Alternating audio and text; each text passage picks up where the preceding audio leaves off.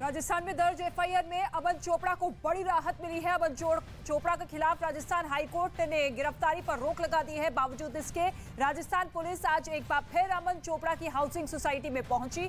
बताया जा रहा है कि 6 पुलिसकर्मी अमन चोपड़ा की सोसाइटी पहुंचे।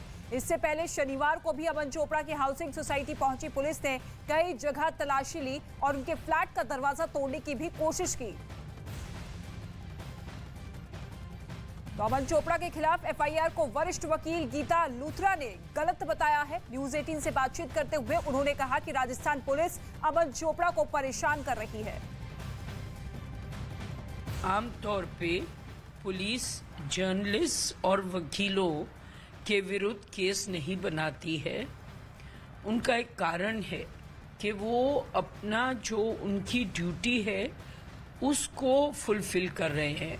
अगर एक जर्नलिस्ट चाहे वो सही हो चाहे वो गलत हो, उसका एक नजरिया है, उसका एक व्यू पॉइंट है। वो व्यू पॉइंट आपके व्यू पॉइंट से सहमत हो या ना हो, पर यही फ्रीडम ऑफ स्पीच है। पुलिस की कार्रवाई पर केंद्रीय मंत्री गजेंद्र सिंह शेखावत ने सवाल उठाए हैं। केंद्रीय मंत्री गजेंद्र सिंह शेखावत ने इस मामले में राजस्थान सरकार पर हमला बोला और कहा कि मुख्यमंत्री को अपने गिरेबान में झांकने की जरूरत है। नेटवर्क 18 के पत्रकार को जिस तरह से व्यवहार किया गया है अमन चोपड़ा नाम के पत्रकार पर, 3 अलग अलग जगह एक ही विषय को लेकर के मुकदमे दर्ज किए जाते हैं। 2 जगह से हाईकोर्ट पे स्टे हो जाने के बावजूद भी, नो कॉर्सिव एक्शन का आदेश हो जाने के बावजूद भी तीसरी जगह पर जाकर के आनन फानन में कार्रवाई की जाती है। दूसरों के ऊपर लांछन लगाने से पहले मैं मुख्यमंत्री जी से कहूंगा कि अपने गिरेबान में झांक करके देखने की आवश्यकता है। पास खड़ा था जबकि दूसरा उससे थोड़ी दूरी पर था। तभी रूसी फौज ने टैंक पर एक और बम गिरा दिया, जिससे आसपास का पूरा इलाका थर्रा उठा। टैंक से धुएं का गुबार आसमान की तरफ उठता नजर आया। थोड़ी देर बाद टैंक से यूक्रेन का एक सैनिक बाहर निकला और बिना देर किए जान बचाने के लिए जंगल की तरफ भाग खड़ा हुआ। इसी तरह एक और सैनिक टैंक से कूदकर वहां से भाग निकला, जबकि एक दूसरा सैनिक जान बचाने के लिए रेंगते हुए पास में बने एक गड्ढे में चिप गया। वहीं रूस ने आर्थिक मोर्चे पर नुकसान पहुंचाने और खाने पीने की चीजों की सप्लाई चेन को रोकने के लिए यूक्रेन के कई गोदामों को अपना निशाना बनाया।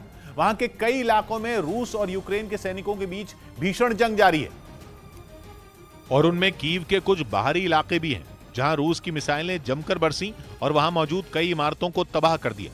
इस बीच न्यूज 18 की टीम उस जगह पर पहुंची जहां कुछ दिन पहले जर्मनी की एक कंपनी और उसके गोदामों को निशाना बनाया गया था। रूसी सेना ने कैसे आर्थिक मोर्चे पर यूक्रेन को नुकसान पहुंचाया जाए, ये देखिए, ये तस्वीरें हैं। बमबारी की वजह से खंडहर में तब्दील हो चुकी इन इमारतों को देखकर हैरानी हुई, क्योंकि एक बड़ी कंपनी और उसके गोदाम रूसी हमले में ताश के पत्तों की तरह ढह गए थे।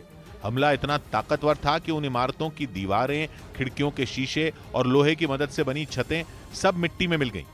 हर तरफ मलबे का ढेर लग गया और उन गोदामों में रखा सारा सामान बर्बाद हो गया। बताया गया कि इन गोदामों में यूरोप के कई देशों से सामान आता था और फिर यहीं से इसे पूरे यूक्रेन में पहुंचाया जाता था। इस बीच खार्किव में यूक्रेन की सेना ने रूसी सेना के एक टैंक को मिसाइल से हमला कर तबाह कर दिया।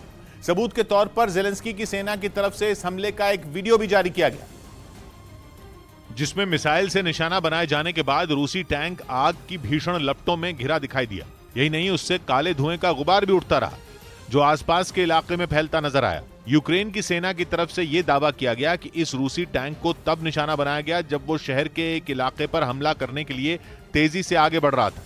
तभी उस पर मिसाइल दाग दी गई, जिससे उसके परखचे उड़ गए। यह भी दावा किया गया कि इस मिसाइल हमले में टैंक के साथ रूसी फौज का एक ट्रक भी तबाह हो गया, जिसमें पुतिन के सैनिकों के लिए हथियार भरे थे। उधर ज़ेलेंस्की की सेना ने यूक्रेन के एक इलाके में हमले के लिए घुस रहे रूसी सेना के टैंकों को आसमान से बम बरसाकर तबाह कर दिया। यह हमला यूक्रेन के किस इलाके में किया गया, इसका पता नहीं चल सका। लेकिन यूक्रेन की तरफ से जो वीडियो जारी किया गया, उसमें ज़ेलेंस्की की सेना आसमान से रूसी राजस्थान में दर्ज एफआईआर में अमन चोपड़ा को बड़ी राहत मिली है। अमन चोपड़ा के खिलाफ राजस्थान हाईकोर्ट ने गिरफ्तारी पर रोक लगा दी है। बावजूद इसके राजस्थान पुलिस आज एक बार फिर अमन चोपड़ा की हाउसिंग सोसाइटी में पहुंची। बताया जा रहा है कि 6 पुलिसकर्मी अमन चोपड़ा की सोसाइटी पहुंचे। इससे पहले शनिवार को भी अमन चोपड़ा की हाउसिंग सोसाइटी पहुंची पुलिस ने कई जगह तलाशी ली और उनके फ्लैट का दरवाजा तोड़ने की भी कोशिश की। अमन चोपड़ा के सोसाइटी पहुंची राजस्थान पुलिस से जब नेटवर्क 18 ने सवाल किया तब वो सफाई देते नजर आए। कल पुलिस को इन्फॉर्म किया था आपने?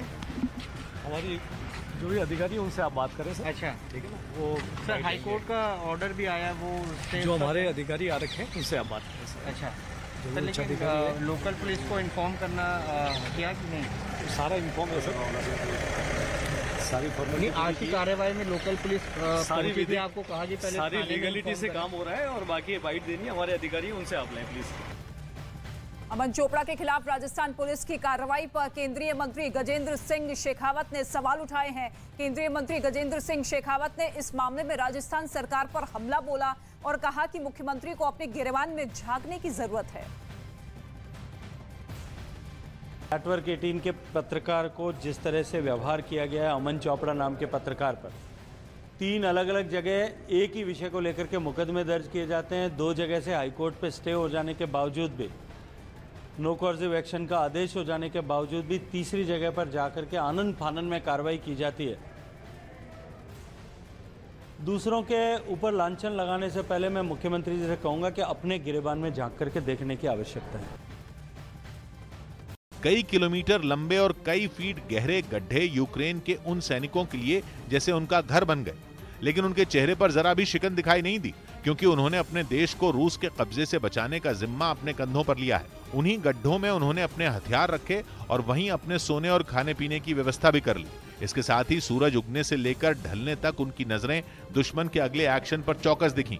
इस बीच ब्रिटेन ने दावा किया कि जल्द ही रूस को जंग के लिए हथियारों के लाले पड़ सकते हैं। एक इंटरव्यू के दौरान ब्रिटेन के chief of defence staff Tony Radakin ने दावा किया कि रूस के पास मिसाइलों की भारी कमी हो गई है और इसका असर यूक्रेन पर हो रहे रूसी हमले में दिखना शुरू हो गया। ब्रिटेन के chief of defence staff Tony Radakin का दावा है कि पिछले दिनों रूसी सेना को सप्लाई होने वाले हथियार उन्हें समय पर नहीं मिल पाए, जिसकी वजह से हमले की धार कमजोर पड़ गई। हालांकि ये दावा ब्रिटेन का है, जो यूक्रेन को शुरुआत से हथियारों की लगातार सप्लाई कर रहा है, इसलिए कि जंग में जेलेंस्की कमजोर ना हो और युद्ध लंबा खिंचता रहे, इसलिए भी कि इससे रूस के आर्थिक के साथ साथ सैन्य ताकत का भी नुकसान हो। यही वजह है कि पश्चिमी मीडिया दावा कर रहा है कि जंग की शुरुआत में जितनी तेजी से मिसाइलें और बमों की बारिश की जा रही थी, अब रूस के हमले में वो तेजी नहीं देखी जा रही। मतलब ये नहीं कि जंग जीतने के लिए रूस जल्दबाजी में नहीं है। दावा यह किया जा रहा है कि पुतिन को युद्ध के लंबा खिंचने का अंदाजा नहीं था, इसलिए शुरुआत में ही पुतिन ने अपने हथियारों की ताकत से यूक्रेन को घुटनों पर लाने की कोशिश की, लेकिन जब रूस को इसमें कामयाबी नहीं मिली तो उसने जंग की रणनीति में बदलाव कर दिया।